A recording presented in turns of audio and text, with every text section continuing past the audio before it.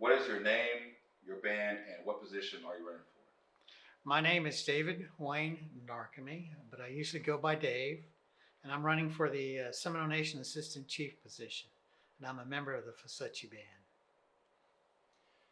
Where did you grow up, and tell us a little bit about your family? My wife is Cynthia Narcomey. We have been married for 52 years, coming this 24th of May. We have two wonderful daughters and six wonderful grandchildren from age 12 to 28. Our daughters are successful in their own right, with one daughter retiring from the Army with 26 years of service. My father, my parents, was William Bill Narcomey, also known as Willie B. He was a member of the Eufaula Band. And my mother was Dorothy Narcomey, and she was a member of the Fasuchi Band.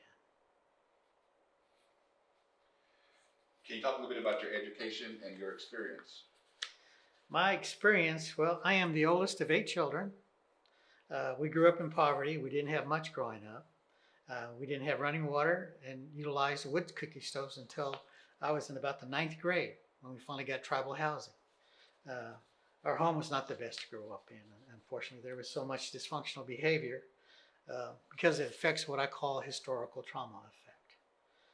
My dad was an alcoholic, but when he was sober, he was the best man that could be to help out anybody. But when he was drunk, he was mean, and he abused his family, unfortunately. And that's how I grew up. While in middle school, I was told by a school administrator that I would never amount to much but being a drunk and a common laborer. So I took that to heart, and I wanted to prove him wrong. So I focused on getting out of poverty. So I viewed that as an incentive to work my way out of that process. I started working at the age of 14 as a janitor's assistant for the Woleg school system, where I went to school, and I graduated in 1971. My ceremonial grounds are New Tulsa, and my family churches were the Miccosukee Baptist Church and the Cedar Creek Baptist Church. While I was never taught the Seminole Creek language, I have always strived to learn the language ever since then.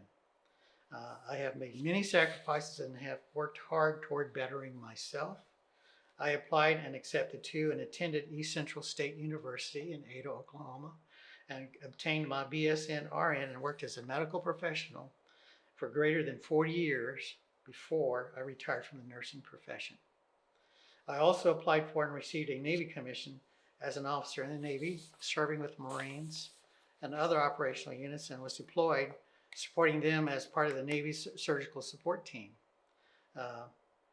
When I retired from the Navy in 1993 as a highly decorated naval officer, I established myself as an accomplished leader, winning awards for organizational abilities and managing million-dollar budgets. After retirement from the Navy, I founded a screen printing graphics design company and worked that for 16 years before I sold it. I also have family members on my wife's side, Cynthia, that are in cattle and ranching, so I understand that side of the community as well. Shortly after I retired from the Navy, I became involved in a national American Indian activist organization known as the American Indian Movement. I worked alongside folks like Clyde Bellecourt, Dennis Banks, and Vernon Bellecourt, and we fought racism and injustice wherever the call took us. As a political social activist, I dedicated long hours, traveled long distance to support indigenous causes, as well as serving as director for other activist organizations. An activist colleague of mine, when she found out that I was running for the assistant chief's position, she says, quote, unquote, the nation could have no better man serving the people. I have seen him selflessly serve for over 30 years with strength and dignity and in a way that honors all it means to be Native, unquote. I am an active member of the Oklahoma Indian Bikers Association and also ride my Harley as part of the Muskogee Veteran Riders, which they escort veterans on their final journey. I am currently working part-time as a CLEAT certified private investigator and have worked that for 10 years worth of experience.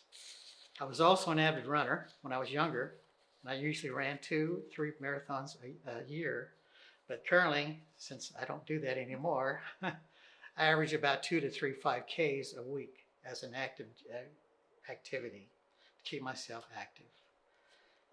I was really never a party person, but instead I focused on personal success. I'm also a cancer survivor. I recovered from renal cancer, having my left kidney removed and 25% of my right kidney removed. And I have been cancer-free for 6 years to date. I have shown my commitment and dedication to the Seminole Nation by traveling over 180 miles round trip from the Tulsa area for over 20 years, each council meeting, while on council, and band meetings, sometimes with no quorum, with no complaint from me. I have served 3 terms as a Seminole Nation Council representative for the Fusecci Band, and during my time as council representative, I have submitted numerous resolutions, with most of them passing. I have served as chair of the Seminole Nation Finance Committee and currently the chair of the Griswold Mansion Revitalization Advisory Committee, and I am currently the band chief of the Fusecci Band. What compelled you to become a candidate for this position? Well, over the years, as council representative, I believe that I have developed an intimate knowledge of how the council functions and operates, and while each council is different, the council is the final word. I felt that I had developed a clear grasp of the dedication and commitment it takes to move the Seminole Nation forward for success. I felt compelled to run for those because I viewed myself as someone that always comes up with solutions for problems. As the assistant chief, I believe I can fill that need as a worker alongside the chief. Over the years, I have observed that transparency has always been an important aspect of tribal leadership. And being honest and upfront with people is the best way to operate. And because without the help of the people, we can't accomplish our goals no matter what that might be.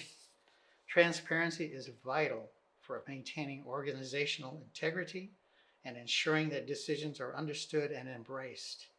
As assistant chief, leading with transparency means keeping team members informed about key initiatives and financial matters and strategic planning. This involves creating an environment where information flows freely, reducing uncertainty and speculation. Transparency also encourages collaboration amongst all the members. I believe that I have the experience and the necessary knowledge that it takes to be the next assistant chief of the Seminole Nation of Oklahoma, because leadership is about utilizing what resources are available, and it's not merely about holding a title.